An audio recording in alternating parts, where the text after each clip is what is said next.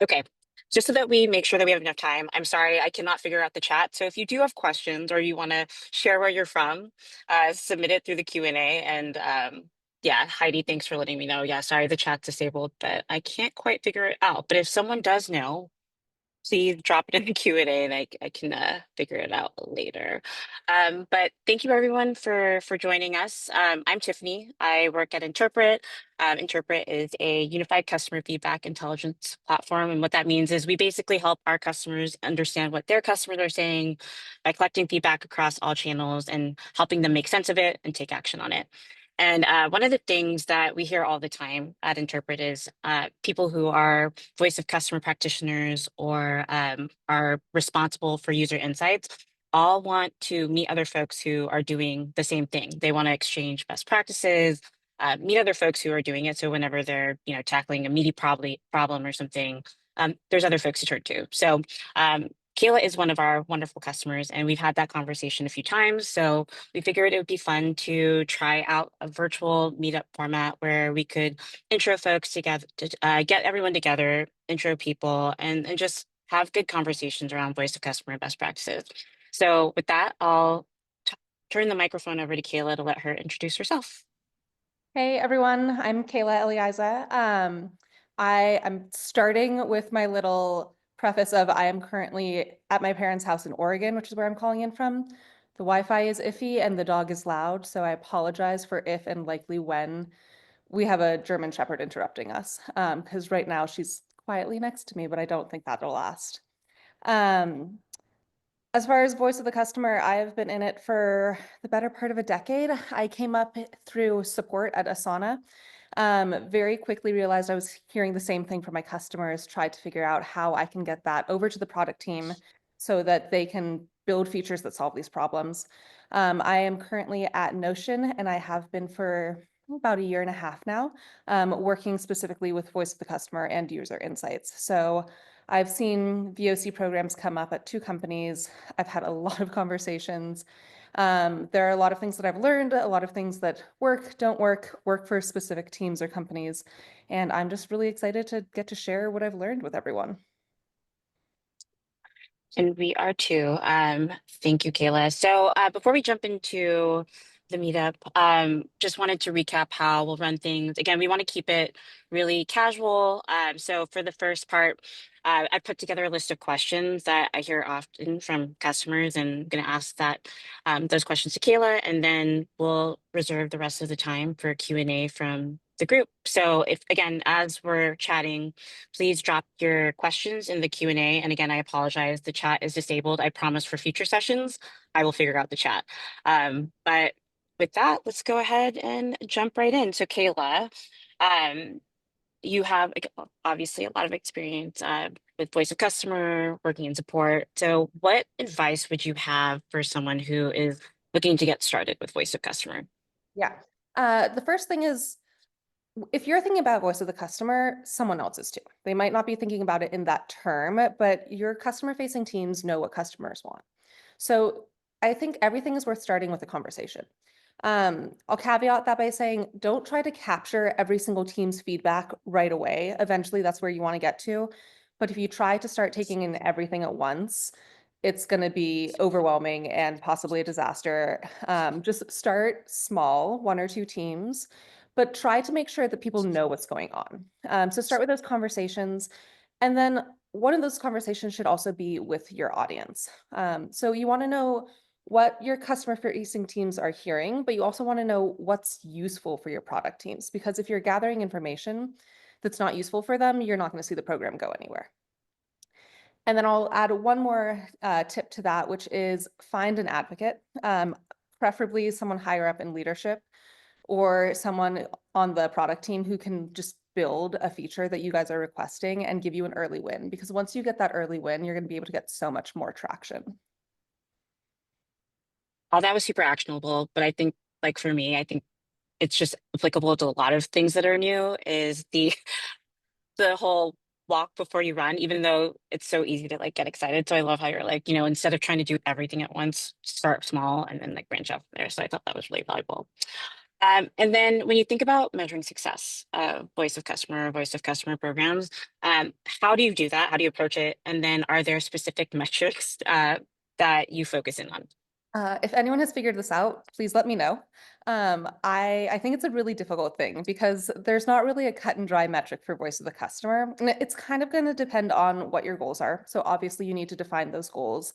They're going to be different if you're trying to drive more feature requests or better feature requests. Also, what is better? Um, are you trying to make users happier? Are you trying to drive engagement? These are all different things, and they each have their own metrics. But they're not necessarily voice of the customer specific.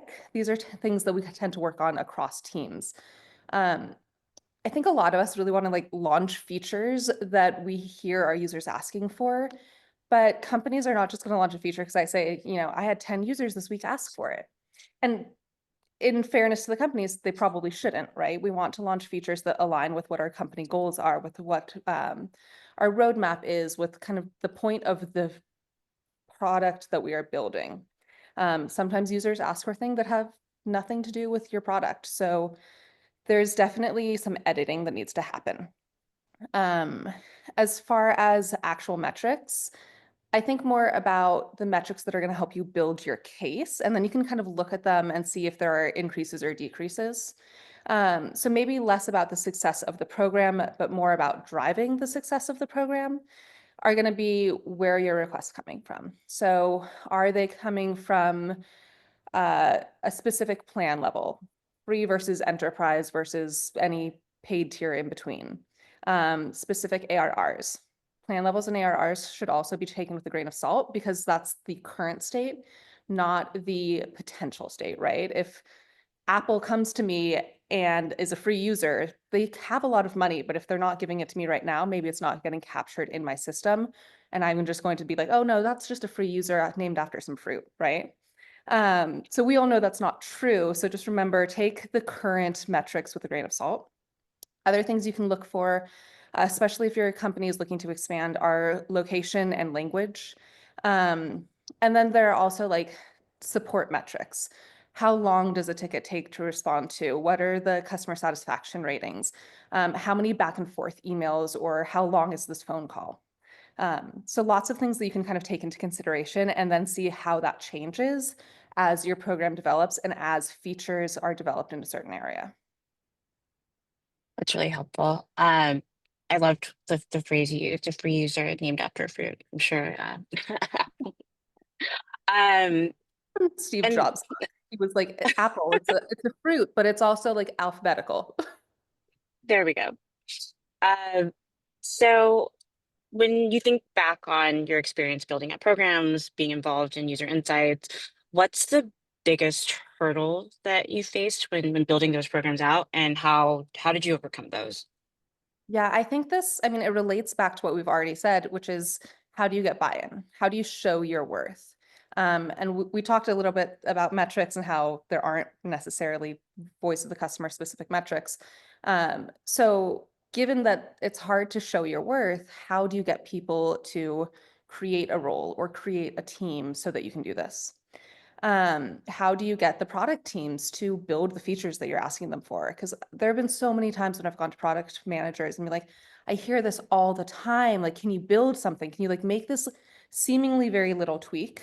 It's not always actually little when you come to building it, but this seemingly little tweak so that I don't have to answer the same question again and again and again. Um, and a lot of that comes from getting better information from users. So again, that goes back to what do your PMs want? What's helpful for them? And that's usually not a feature request. It's usually more along the lines of like, why is this a problem? What are you trying to do? So what's the problem that they're trying to solve as they propose a feature that they think would solve it? And then the PMs are usually going to take that and develop their own kind of view or variation of what this feature might look like. That all makes a lot of sense. I'm going to pause really quickly just because I've seen a couple people join in. Apologies to the group. I have not figured out how to enable the chat. So the chat unfortunately is not enabled. But if you do have a question, please do drop it in Q&A because we are going to have plenty of time at the end for that. So um, Thanks everyone for your patience as we try this for the first time. Okay, back to Kayla and her all of her insights. So, in thinking about like how VOC is and has evolved, since you started working in the space, what do you see as like trends that are shaping it? Like what's happening in voice of customer today? I mean, one of the trends is that it exists, so that's a really exciting thing. The other one is the more boring answer of AI. AI is changing everything, including voice of the customer. So when I started Voice of the Customer, we used to get like one person from each customer facing team in a room a couple times a year, and we'd bicker over how important were the things that we were hearing. And it was all recency bias because no one could gather anything. I remember, give me one. Yeah, no worries. I remember very early on, like asking my team members, like a week or two ahead of this meeting, like, oh, what is everyone seeing? And everyone hated me. Like the number of times I alienated my entire team because I was trying to source voice of the customer insights just from the support crew. Like they hated me so much. I was giving them extra work. I was asking them to log things. I was asking them for examples. They weren't doing it as they went. So that was one of the lessons we learned is like record things as you go, tag things as you go. AI can do some of that for us. It's not perfect, but it can give you a starting point so that I don't have to go to 20 or 100 people, depending on how big my support team is, and say, hey, what do people want? Because like I haven't been in in the email queues for a while. What do people want? Um, so AI is a huge thing for that. And it also helps as these programs develop, and this is just a feature of like them existing for a while, is you are able to track things over time.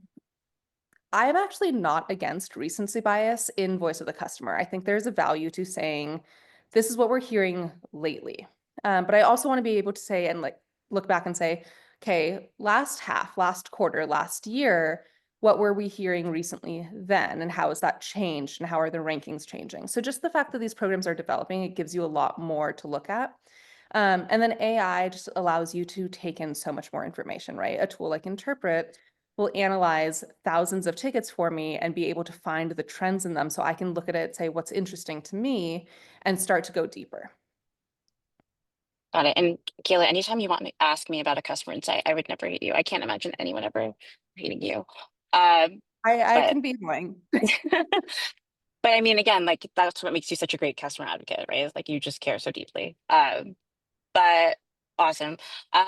So last question, but what tools or resources have been the most helpful in helping like establish voice of customer at the company you've been at? Yeah, so I have primarily used, now we use Interpret a lot, but I also use our ticketing system, which at Notion and for most of the time I was at Asana, both of them were Zendesk. I have a lot of thoughts about Zendesk's reporting that I'm sure they would not appreciate me stating on camera. There's a lot to be desired, kind of across the board, honestly. Like Interpret's great, but there's still more that I want. I always want more. This is why I advocate for people who are also always asking for more. Um, so I think those are two of the main tools. At Asana, we used Asana for reporting. At Notion, we used Notion for reporting. Both companies very heavily use their own tools.